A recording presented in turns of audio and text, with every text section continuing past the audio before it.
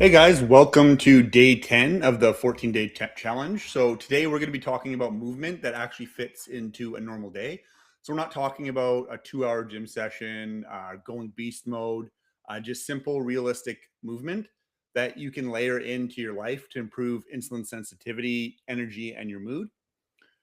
So in this live, I'm going to walk you through why regular movement, not just workouts, matters so much for your health, the difference between gym time and all day movement, simple ways to build more movement into a normal day, and how to set realistic movement minimums that you can actually hit. So, just for a recap, if you're just jumping in with us now, I've been doing a 14-day challenge that I'm hosting in my Skool group. And so, part of the challenge is I have 5 critical tasks that I do every single day. So, the first task is sticking to a meal plan. So, it's at my chosen carb level, which is either strict, moderate, or liberal. And then my hydration piece, which is my daily water intake and my electrolytes, my sleep, which is my wake time and my to the time I go to bed, the movement, which is in my daily workout, and then the accountability, which is a thread that I post inside my schools group to keep me accountable. And so the challenge is really simple. It's either I did the task or I didn't. And at the end of the day, it's either a win or a loss based on these 5 critical tasks. So today we're going to be zooming in on the fourth task. So that's movement, but probably not in the way that you think. So why regular movement matters so much, and this isn't just workouts, but people usually think when they think working out or health or anything like that, they immediately picture like gyms, treadmills, heavy weights, all that kind of stuff. And all that stuff has its place, but your body doesn't just care about what you do for the 45 minutes to an hour in the gym. It also cares about what you're doing in the other 15, 16 hours that you're awake. So here's why regular everyday movement is such a big deal. Every time you move, your muscles act like a sponge for blood sugar. So it helps improve insulin sensitivity. So movement helps keep energy more stable. It improves mood and lowers stress without needing a perfect workout plan. And you do not have to be some sort of like workout person, anything like that, to benefit from this. So you just have to be able or willing to put in a little bit more activity throughout your day. And then, so the difference between gym time and all day movement. So think of movement in 2 buckets. You have your gym time, which is your workouts. It has a clear start and end date. It's usually between 30 and 90 minutes, something like that. And it's most times a little bit more intense. And then the all day movement, it happens in like small little chunks. So it could be anywhere between 30 seconds to a few minutes, and it doesn't feel like a workout. And then these are usually tied to things that you're already doing in your day.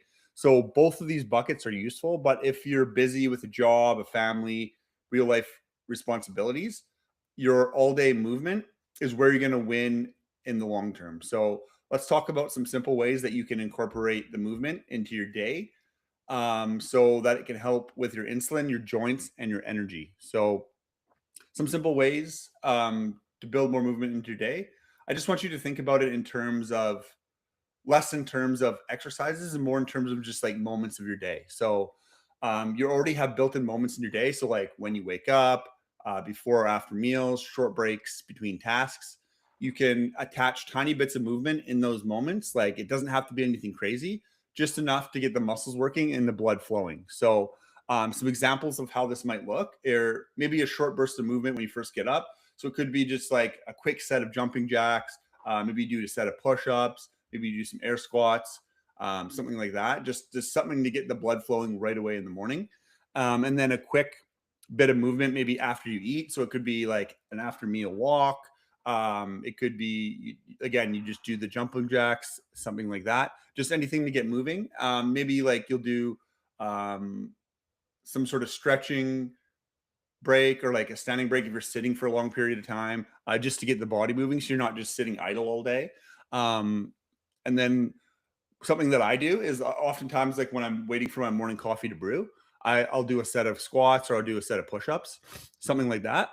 And so it's like just small little stuff that starts to add up throughout the weeks and months, um, that just plays into your overall health. So some other ideas that I do, um, just to get some more movement in my day. So like if I'm on the phone with like a family member or something like that, I go and while I'm on the phone, I'm walking around my house. I'm like pacing around my living room, stuff like that, get more steps in.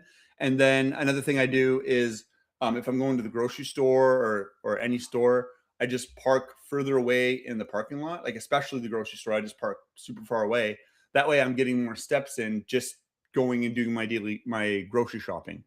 And then another one is like if you like live in a building or if you're going to places where there's stairs that are available and there's an elevator, I would pick the stairs every time because then again, you're just fitting in these little moments throughout your day where you're able to get just a little bit more activity. And even if it's just going up a flight of stairs or just walking a little bit further across the parking lot that you normally wouldn't do, then that's just all that extra movement builds up over time.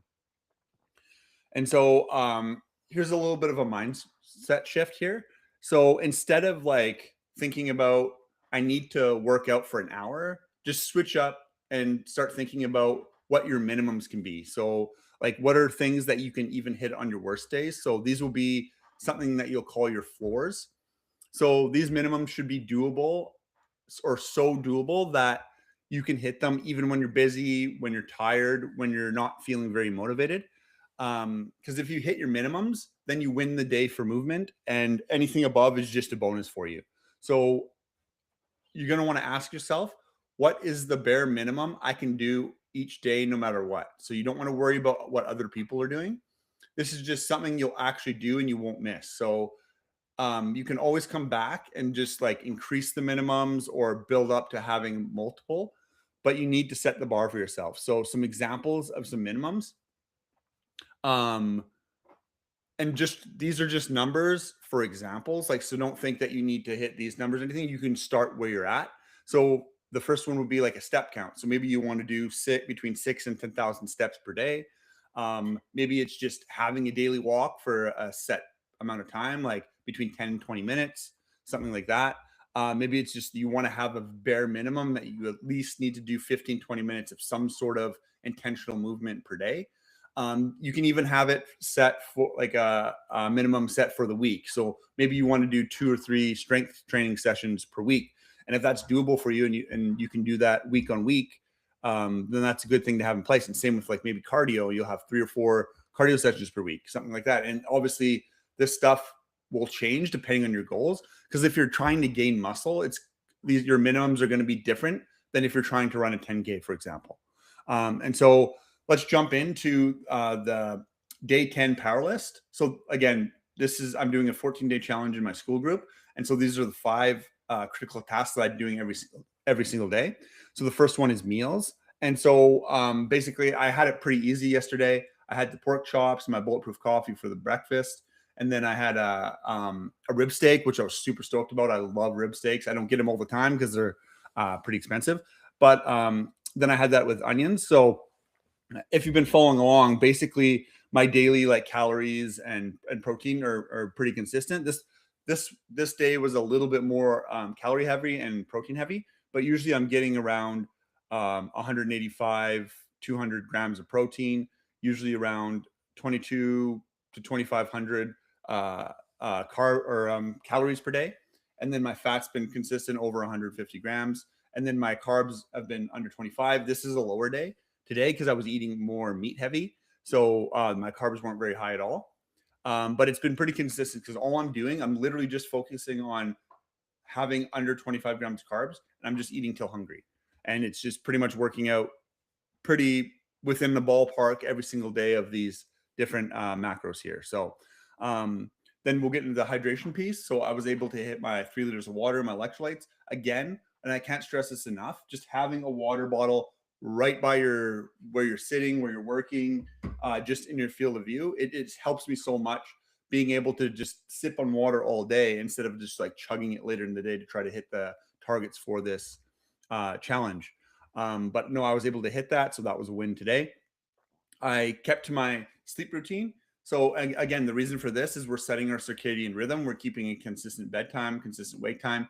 And that all these things are in place for a specific reason is because we're trying to build these better health habits. And that's why we're putting it to a challenge. So then it just like pushes you to get these things in place. And then you're like because once you start doing them, it's like you don't even think about it. Like I was in bed by my 9 o'clock, head in the pillow. I woke up at 4:30. Well, actually, today I woke up a lot earlier. I woke up at probably 3:30. Just my body woke me up, and then I couldn't get back to sleep, so I woke up. But um, I hit that, so that's fine. And then the movement yesterday was my pull day. So this consists of pull ups, bent over rows, hammer curls, rear delt, reverse flies. And so right now I'm just ramping up my training to do under 40-minute 10-kilometer run. So everything's geared towards running. So, I mean, this pull day is just something to maintain my strength and that kind of thing. So normally I would have probably a more robust pull day, but that's just the way it's looking now. So I was able to hit that. And then the accountability piece. So again, I have the Skool group that I have this set up, so I'm able to make a post in the thread and just to keep myself accountable. So that brings us to, if you want help figuring out all these like different things, like I was talking about movement minimums, we can help you with that and help build a system that fits your real life. You can jump into the free Skool group, and it's not going to be free forever, but it is free for now. So feel free to take advantage of that. And this is where I'm hosting the challenge. So you'll get meal plans, food lists, step-by-step guides, a place to post your wins and losses. And this is a place where other people are trying to do the same thing. So you'll be around like-minded people, all with the same mission. And I think the environment is a big piece of like sticking to different things that you're trying to do. So if everyone's eating the same way, everyone's trying to get some more exercise in, everyone's trying to do stress management, stuff like that, then you're gonna stick to that stuff a lot more than if you were just doing it on your own. So feel free to jump in there. There'll be a link in the description, that kind of thing. And again, if this was helpful at all, just make sure to like it, subscribe so you don't miss any more. I have another 4 days that I'm going to be going live every day, just with a different piece of valuable information. So don't miss that.